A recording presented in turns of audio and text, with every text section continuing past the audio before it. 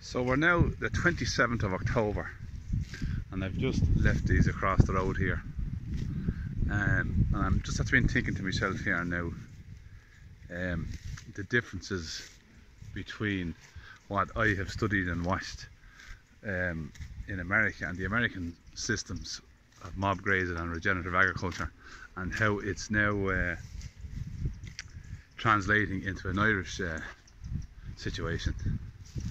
But basically now, I've been at this now for a couple of years now, and I've been documenting it now for the last 12 months, exactly 12 months now. And the biggest difference, I suppose, and the benefits and the advantages of doing this in Ireland and the disadvantages of doing this in Ireland, I would suppose, is, well, the advantages is that we have much milder climate. We do not have the extremes that they have over in America. And how that translates into how we graze is basically, let me just cross here over this wire. Now, I suppose in America, I think what Greg Judy is doing is, when the grass is growing slow, he gives them a bigger area, and he only grazes the tips. Now, what I'm doing here now is I'm giving them a big enough area to do them one day, and I'm giving them silage for the second day. And what I have found is that because our climate is that bit damper and milder all year round, stockpile grass doesn't really last very well in the ground. When you have a dry climate, the grass that's there kind of goes to hay even though it's not cut. And when you and in the winter time, when it's really cold, the ground freezes and the grass sits there as well, it goes dormant. But because we have so much rain, it gets kind of rotted, especially after the first pass.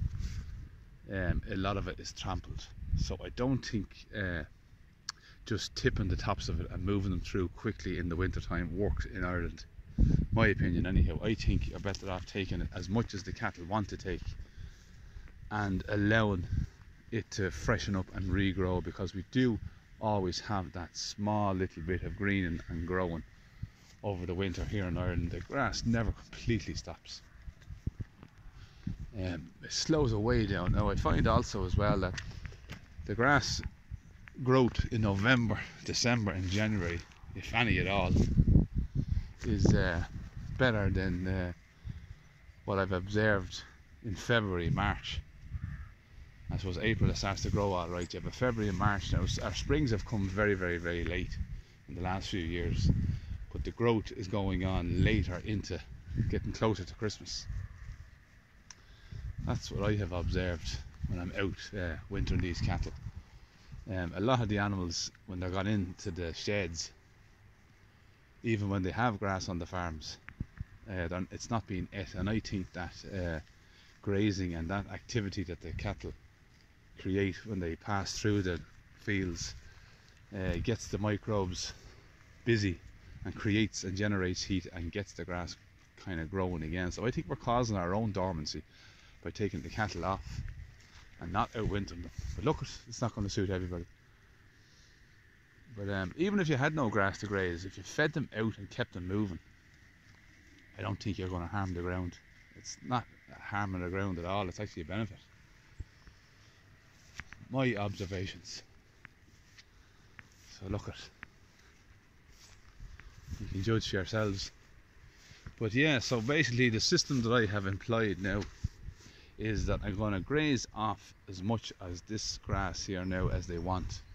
I've given them slightly bigger areas today now than what they were getting across the way there. Now that's a slightly bigger field, so I split it in two. Now this is about 3/4 the size of that area, so I've given it to them in one day, and I'll feed them on it tomorrow with silage, and I'll probably get a half a day the next day then after that. So I got 4 days out of there. I'll probably only get 2.5 out of this. So they've moved in here now and they're extremely happy to get into it.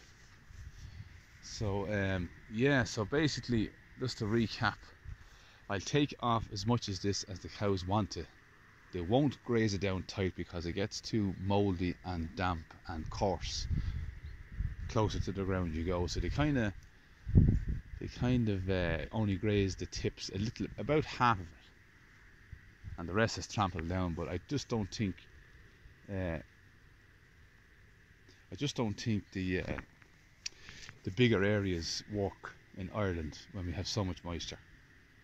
I don't think the stockpile grass lasts as long, or it doesn't need to last as long, because it freshens up here anyhow, whereas in America it goes dormant completely. So if you graze it off, that's it, it's gone. But we will always have that small, slow, sluggish greening and growth. After all, we are the Emerald Isle, 40 shades of green. So yeah, that's what I think is going on. That's what I've learned this last while. So our calves are doing well. So this is a nice little sheltery spot here now. We have, the road is beyond there. There's nice bushes and trees and blackthorn and black sally, and I have an electric wire run all the way around. So there's a nice slope off here, a nice hill. So there's a lovely sheltery spot here now. So I'm going to leave them in here now on this grass. So tomorrow they'll get silage regardless of whether the grass is gone. I'll give it to them anyhow, just to try and let the grass kind of last that extra half a day or day. So I don't know how long I'm going to get out of this little area, but I'll try and stretch it out. And I'll probably have them on full silage for a day and a half to get that extra. Time. Now I'm covering the camera here now, or covering the phone with my hand. I'm hoping that the wind isn't as bad. I've noticed that the videos as of late have been a bit blustery. There's a microphone on both sides of this camera. I used to, on my old phone, just hold the phone on one end, and that used to block the wind. But I'm getting that noise coming in on the phone, and I'm watching the videos back. So I hope I explained that okay. Maybe I didn't at all, but sure, I can explain in the comments if you have any questions. But yeah, that's the biggest difference. We don't have the extremes that they have in America. They have hard frosts, and they have long droughts in the summertime. Whereas we might get a bit of a drought, but they're never ever as bad. We can definitely, with this kind of grazing, beat droughts. I don't know, can you beat it in America now, because their droughts are proper droughts. But so we can beat the droughts here. Our only real negative here in Ireland is poaching the ground, which I also believe we can beat as well with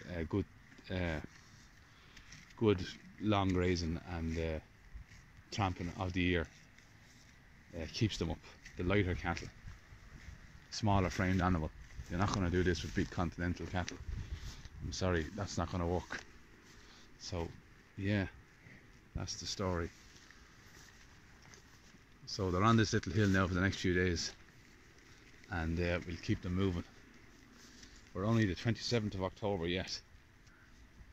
We have a long way to go, but I'm enjoying it. I'm actually looking forward to the challenge, and the cattle are enjoying it too. So I hope this video is working out okay, because it's a little bit of a shaky cam. I have the phone held strange, but yeah, so we'll close down for that now. Anyway, that's the difference between ourselves and the carry on in America, Greg Judy and Alan Williams and that. So look, for now we'll say good luck and goodbye.